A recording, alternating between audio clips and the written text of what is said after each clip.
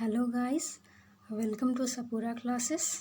आज हम पढ़ेंगे पर्दा नशीन, जो कि सरोजिनी नायडू के द्वारा लिखा गया है। यह एक बहुत ही फेमस कविता है, परंतु पढ़ने से पहले हम सरोजिनी नायडू के बारे में कुछ जान लेते हैं। सरोजिनी नायडू का जन्म 1879 में हुआ था और ये 1950 में इनकी मृत्यु हो गई थी। ये अपने टाइम की एक प्रोमिनेंट पोएट थी। इन्हें नाइटिंगेल ऑफ इंडिया भी कहा जाता है और इनका फेमस कलेक्शन है द गोल्ड थ्रेशोल्ड, जो कि 1905 में आया था। इसके अलावा द बर्ड ऑफ टाइम, जो कि 1912 में आया था, एंड द ब्रोकन विंग्स, ये 1917 में आया था। अब हम बात करते हैं पोएम के बारे में। द पर्दा नशीन, ये जो पोएम है इसका सेंट्रल फिगर मुस्लिम विमेन है। ये पूरे पोएम में सरोजिनी नायडू मुस्लिम विमेन के बारे में बात करती हैं। तो चलिए अब हम पोएम पढ़ना शुरू करते हैं। Her life is revolving dream of languid and sequestered ease. Her griddles and her fillets gleam like changing fire on sunset seas. Her raiment is like morning mist, sought opal, gold and amethyst. Sarojini Naidu इस paragraph में कहती हैं कि जो life होता है Muslim women का, वो रिवॉल्विंग ड्रीम की जैसा होता है। यानी कि जो मुस्लिम विमेन होती हैं वो शुरू से ही बुर्खा पहनते आती हैं। उनका जो लाइफ होता है वो बाहरी दुनिया से एकदम अनजान रहता है। बाहर में क्या हो रहा है उनको कुछ पता नहीं होता है। इनफैक्ट वो अपना लाइफ वो लोग ऐसे जीती है जैसे कि वो लोग का अपना कोई वजूद ही नहीं है। वो लोग एक्सटर्नल वर्ल्ड से, यानी कि बाहरी दुनिया से कटी हुई रहती हैं। मैं बता दूं दोस्तों आपको, लैंग्विड का मतलब होता है कि फेंट, फेटिक, या और हम लोग इसको कह सकते हैं निस्तेज। और सिक्वेस्टेड का मतलब होता है एकांत। रेमेंट का मतलब होता है क्लोथ या गारमेंट या कपड़ा। और मॉर्निंग मिस्ट का मतलब होता है जो सुबह में फॉग गिरता है ना, या फिर जिसको धुंध बोलते हैं, हाँ वो होता है उसका मतलब। और ओपल, गोल्ड, एमेथिस्ट, ये सारे प्रीशियस स्टोन हैं जो कि लोगों को बहुत आकर्षित करते हैं। इस पूरे पैराग्राफ में सरोजिनी नायडू बोल रही हैं कि जो मुस्लिम वुमेन्स हैं वो लोग को इनफ ज्वेलरीज मिलता है ताकि वो लोग अपने आप को डेकोरेट कर सकें, अपने आप को खुश रख सकें। लेकिन ये सारे ज्वेलरीज का उनके पास उनके लिए कोई इम्पोर्टेंस नहीं है। क्यों? क्योंकि वो लोग को एक केज में रखा जाता है, बर्ड्स के जैसा। बुर्खा पहन के घर के चार दीवारी में वो लोग को चिड़िया के जैसा या बर्ड्स के जैसा रखा जाता है। लेकिन वो लोग के लिए फ्रीडम, इमेंसिपेशन कहीं ज़्यादा इम्पॉर्टेंट होता है ये सारे ज्वेलरीज के कंपैरिजन में। उनका जो कपड़ा रहता है, उनका जो गारमेंट रहता है, वो अनविजिबल ग्लैंस देता है लोगों को।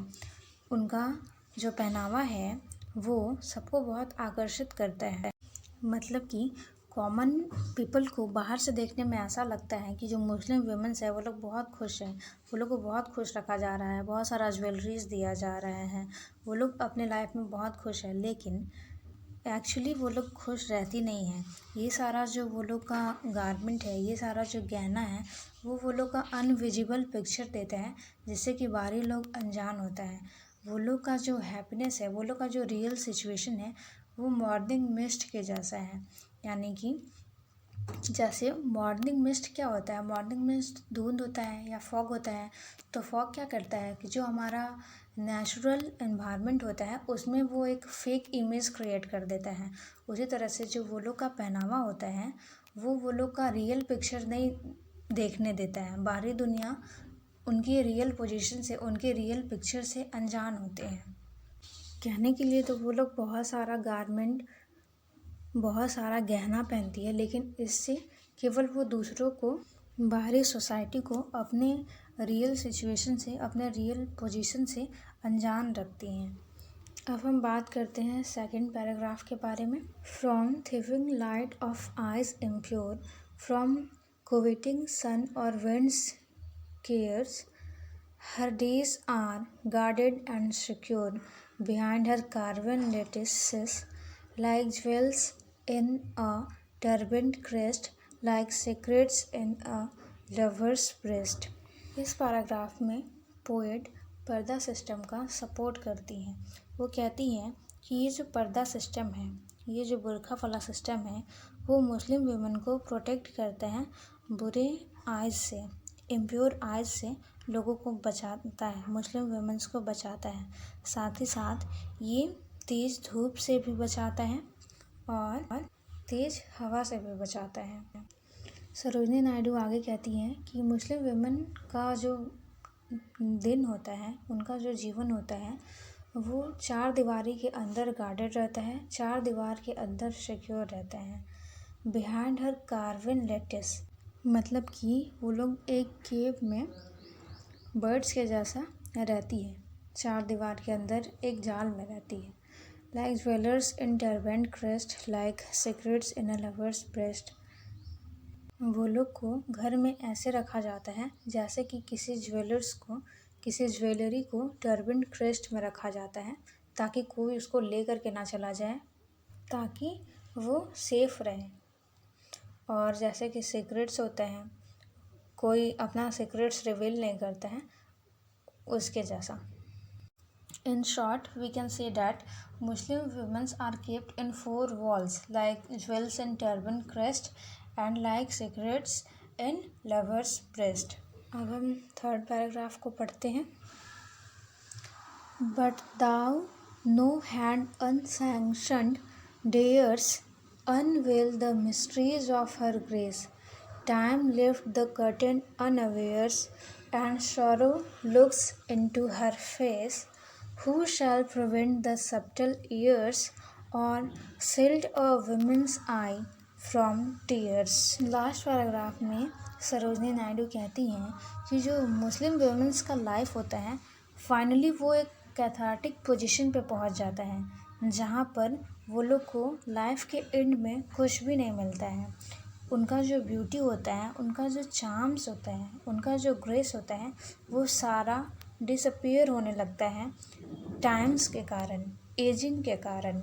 और जो उनका सुंदरता होता है, जो उनका ब्यूटी होता है, वो भी डैमेज हो जाता है रिंकल्स के कारण।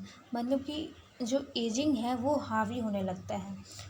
और कोई भी इंसान, कोई भी सोसाइटी, कोई भी मेंबर्स आगे नहीं आता है कि वो लोग मुस्लिम वुमेन्स को इस सिचुएशन से, इस मिजरेबल और अनहैप्पी कंडीशन से बाहर निकाल सकें।